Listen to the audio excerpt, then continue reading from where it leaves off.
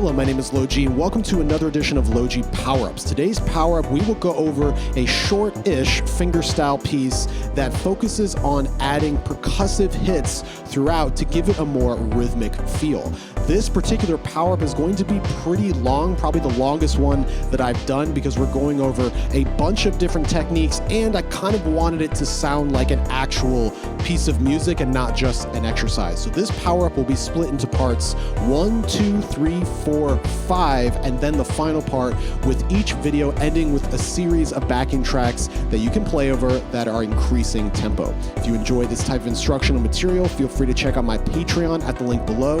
And now let's get on to part 1.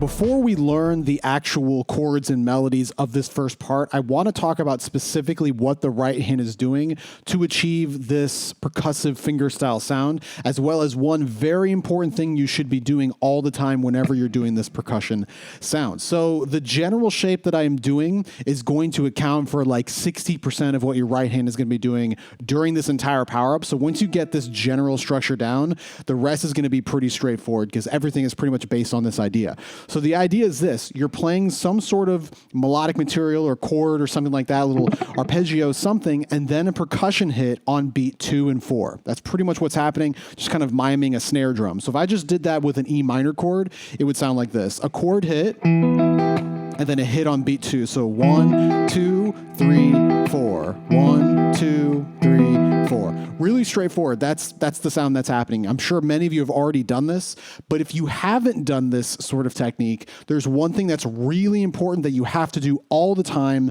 when you're doing this percussion hit. And it has to do with not necessarily the percussion hit itself, but what you're about to do after that. You always need to prepare your right hand for the next thing that's about to happen so that you can stay in time. This is what I mean. So if I play that E minor chord, right, I'll do a percussion, and then I'm going to play the E minor chord again. So where do my fingers need to be to play that chord again? The middle 4 strings, right? Thumb on the A, pointer on the D, middle on the G, and then ring on the B string, right? That's where they need to be. That means if I do a percussion hit like this, and then just decide to hit the strings like that or however I want, my hand is not ready to play that next chord when it's going to happen, because then I would need to do something like this. Like do a percussion hit, and then find the strings, reset my hand, and prepare myself for that next hit. That is a huge waste of time, especially if you're doing things fast, or if that next thing you're doing after the percussion hit happens like immediately afterwards. Like if you need to go like that little hit I'm doing right there of all 4 strings is happening right after the percussion hit. If you get used to, or if you build a habit of just hitting the strings like this or whatever, that's not preparing your hand for the next chord, you're going to run into issues down the road of not being able to get to that next thing in time because your right hand's not ready. So you always need to prepare your right hand for the next thing. So if I'm going to do those 4 middle strings again, watch what my right hand looks like. Here I go, play the chord.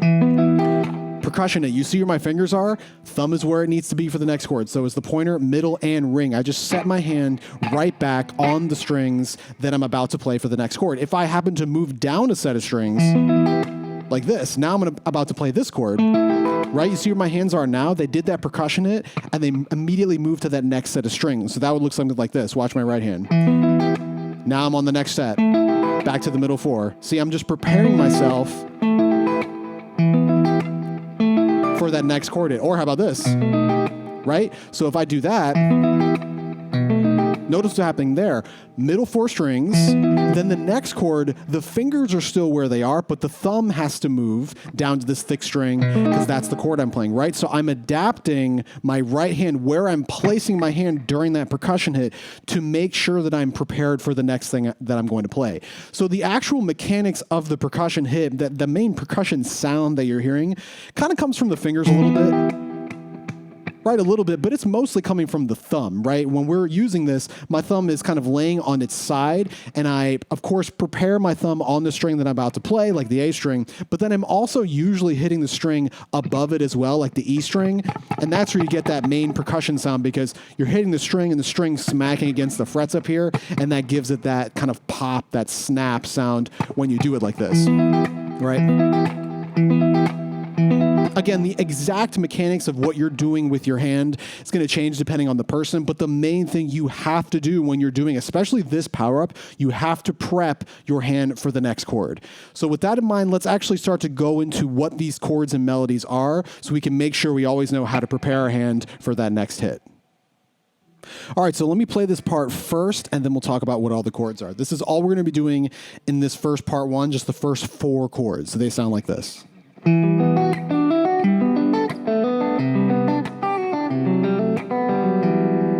That's it. I'll do it one more time.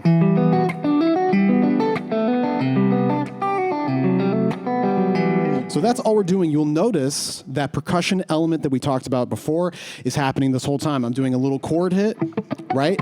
A little percussion hit, then a melody, then another little chord hit, percussion hit, melody, chord hit, percussion hit. That's pretty much what's happening for this whole first section. It's actually going to happen for the majority of the power-up. So once you get the general flow of everything, all you need to do is learn the notes, learn the chords, make sure you're always preparing that next chord hit, and you should be good to go. So let's go over what these chords actually are.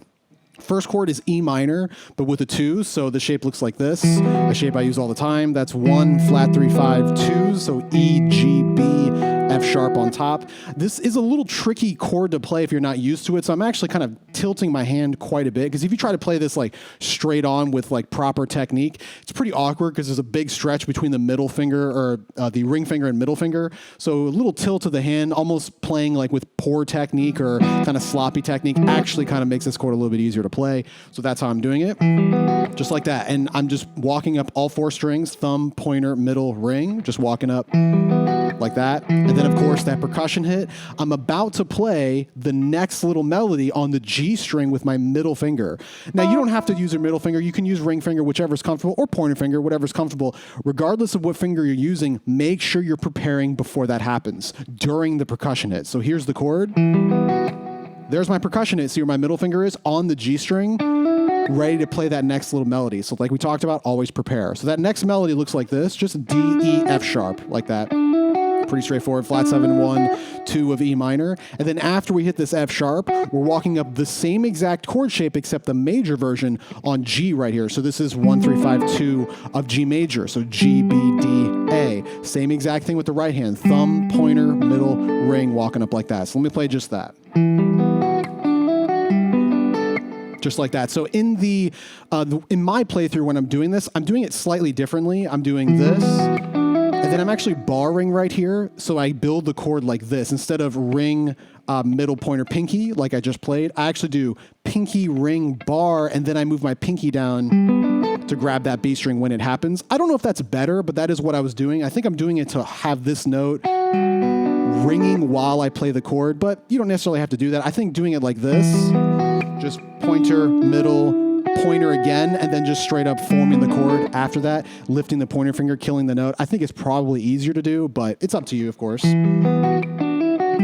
That's definitely easier to play as I'm doing it. And it sounds kind of cool hearing that note short, I suppose. Right, and then after that, again, percussion it, preparing your fingers in the same exact way, because what we're about to do, same structure, right?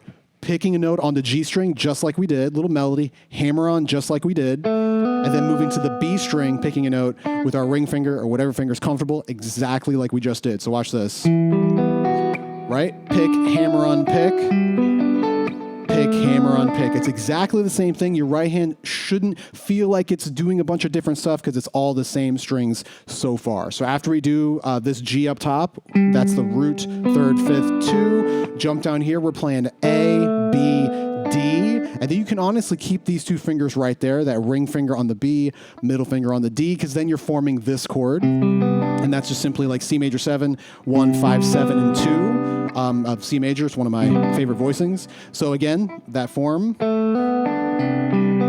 and it's the same exact thing, here with the right hand. We're picking this note, hammer on, picking the B string, and we're coming down to restart the arpeggio, just walking with the fingers, thumb, pointer, middle, ring, just like that. Percussion hit, again, as usual, but now this is where things are slightly different. We are now moving to the high E string to play this melody. Okay, so really important that you know you're doing that, because this finger, the ring finger that at least I'm using to play this note, you don't have to. You can use middle, pointer, whatever's comfortable, but you have to prep that finger before it happens. So watch this.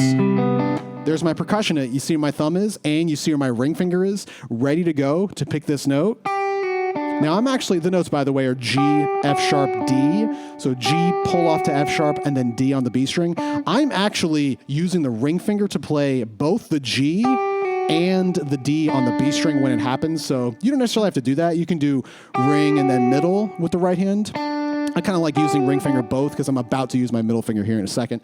But that's the shape. So we're walking up this, percussion hit, prep that high E string, G, F sharp, pull off, then D on the next string. Then we're right back to that same C, but with our middle finger on our left hand this time.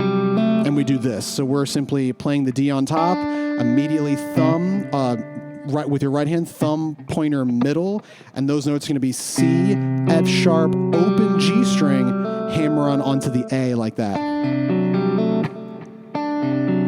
Kind of the classic 4-chord sound, you know, major with a sharp 4. Excuse me. Actually, that was a mistake, but it was kind of cool. So that's just 2, 1, sharp 4, 5, 6 of C major. You can probably think about it as D7 as well, but we don't have to get into that.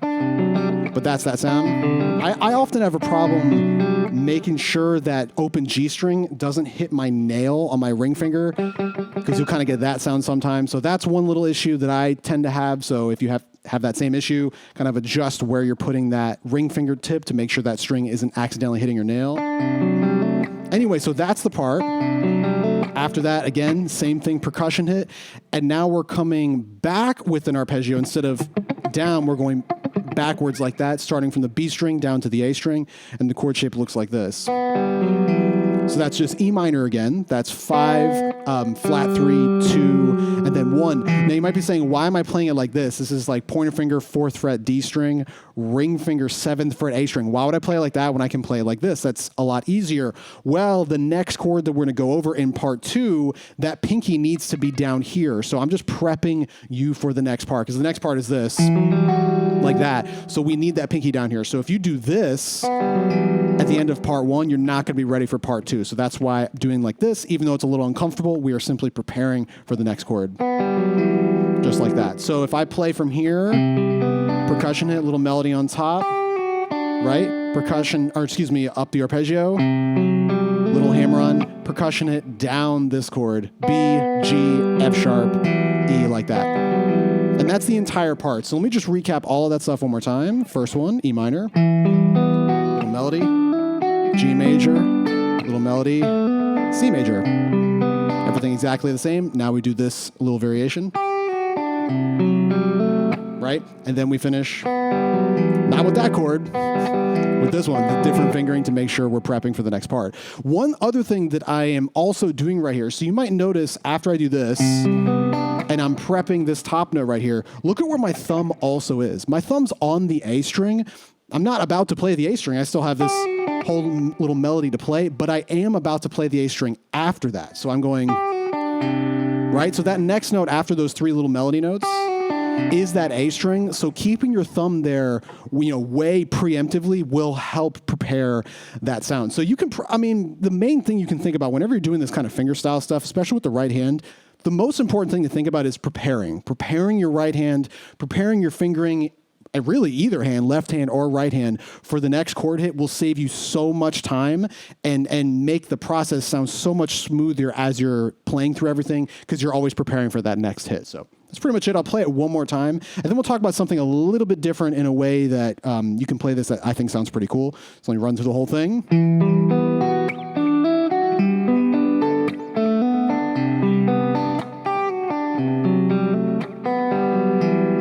That's the part. So one other way that you can play this that I've experimented with a little bit, not really in this playthrough, but as I've just been playing it myself, I actually kind of like hearing all the notes very muted. And so I'm actually kind of doing this while palm muting. I'll take my, normal palm muting technique, put it right by the bridge, and play everything like that.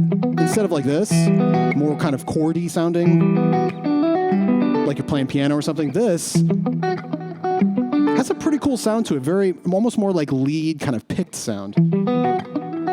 That's a little too muted. Let me try that again.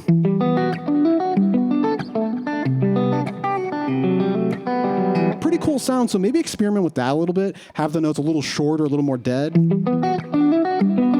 Pretty cool sound. especially with those top notes too, they pop out. Like that stuff's pretty cool to experiment with. So maybe that's how you want to play it. Doesn't really matter. Experiment with both ways, see which ones you like. But I kind of like the muted one. So in the future, I'll probably have to experiment with that a little bit more. So that's really it.